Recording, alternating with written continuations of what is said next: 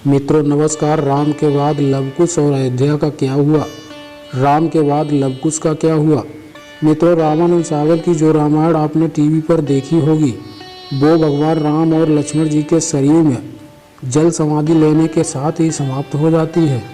ज़्यादातर लोग भी रामायण की इतनी ही कथा की जानकारी रखते हैं, परंतु क्या आपके मन में कभी ये विचार आया है कि भगवान राम के बाद अयोध्या का क्या हुआ होगा?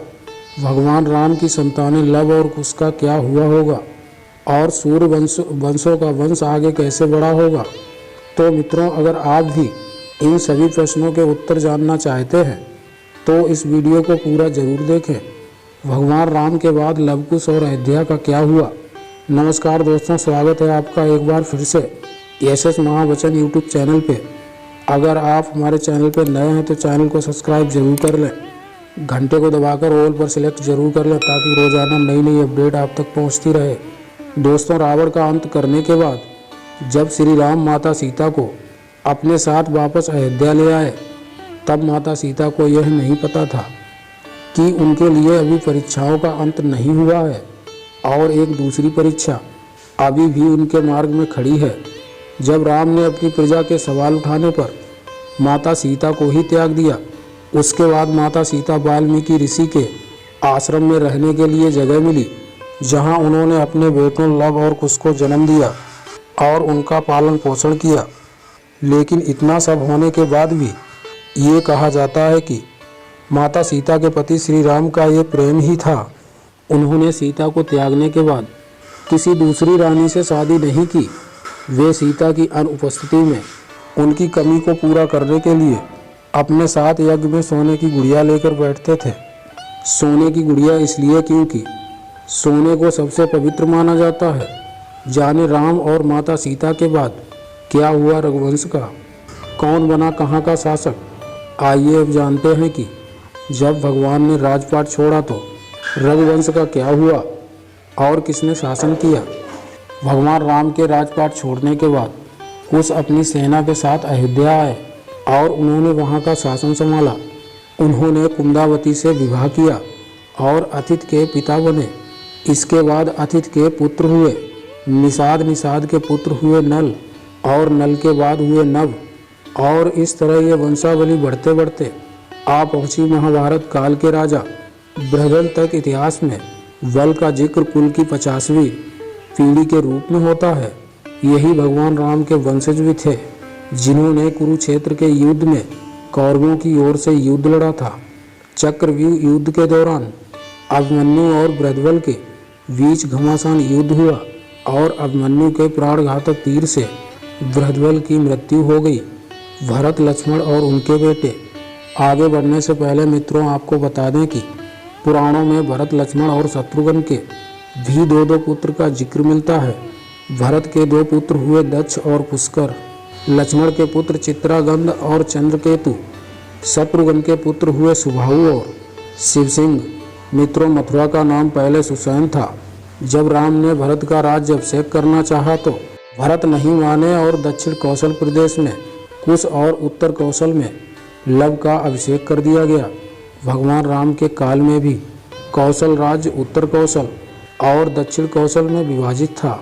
कालिदास के रघुवंश चरित्र के अनुसार राम ने अपने पुत्र लव को शरावती का और कुश को कुशावती का राज्य किया था। शरावती को श्रावस्ती माने तो निश्चित ही लव का राज्य उत्तर भारत में था और कुश का राज्य दक्षिण कौशल में। रघुवंशी चरित्र के अनुसार कुश को अयोध्या जाने के लिए विंध्याचल को पार करना पड़ता था। इससे ये भी सिद्ध होता है कि उनका राज्य दक्षिण कौशल में ही था। कुश की राजधानी कुशावती आज के बिलासपुर में है और कौशला को राम की माता कौशल्या की जन्मभूमि माना जाता है। लव द्वारा किस नगर की स्थापना की गई? वहीं दूसरी तरफ ऐतिहासिक तथ्यों के अनुसार लव ने लवपुरी नगर की स्थापना की थी। लवपुरी के बाद में लाहौपुरी कहा जाने लगा, जो वर्तमान में पाकिस्तान में स्थित शहर लाहौर ही है। यहाँ एक किले में लव का एक मंदिर भी बना हुआ है। दक्षिण पूर्व एशियाई देश लाओस, थाई नगरी दोनों ही उनके नाम पर रखे गए हैं। ऐसा माना जाता है कि इसके बाद लव के वंशज गुजरात चले गए, जहां उन्होंने सिसोदिया वंश की स्थापना की। शायद यही कारण है कि मेवाड़ का राज प्रतीक सूर्य है। लव से राघव राजपूतों का जन्म हुआ। साथ ही ये भी सुनने में आता है कि लव से राघव राजपूतों का जन्म हुआ, जिसमें बड़ गुर्जर जैस और सिकरवारों का वंश चला।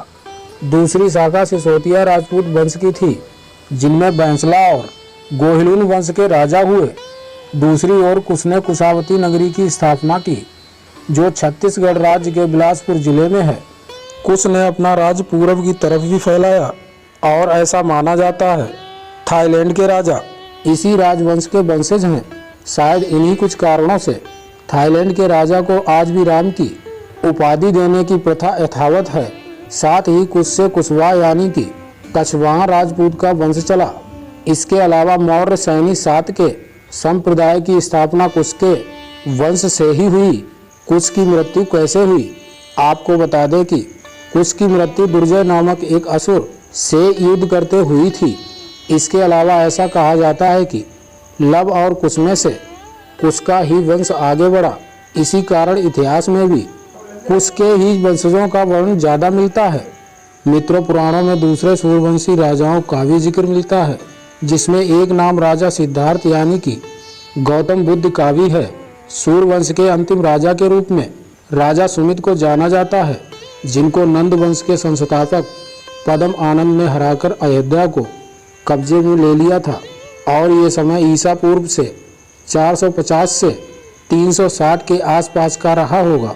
श्री राम की वंशज दिया कुमारी 2019 में भारत की सर्वोच्च अदालत ने यह भी पूछा था, क्या राम के आज भी कोई वंशज अस्तित्व में हैं? तब जयपुर के राज परिवारों में से दिया कुमारी ने एक पत्रावली के जरिए कुछ सबूत पेश किए, जिस पर अयोध्या के सभी राजाओं का नाम कर्म क्रमानुसार लिखा हुआ था, जिसमें भगवान राम के वंशज के रूप में 289 में नंबर पर वंशज आमेर जयपुर के सवाई जय सिंह का ही नाम था। और इसी क्रम में 307 वे वंशज के रूप में दिया कुमारी के पिता महाराजा भवानी सिंह का नाम मिलता है। तो मित्रों, उम्मीद करते हैं आपको हमारी ये वीडियो पसंद आई होगी। अगर पसंद आई हो तो चैनल को सब्सक्राइब जरूर कर लें और घंटे को दबाकर ऑल पर सिलेक्ट जरूर कर लें, ताकि नई अपडेट आप तक पहुंचती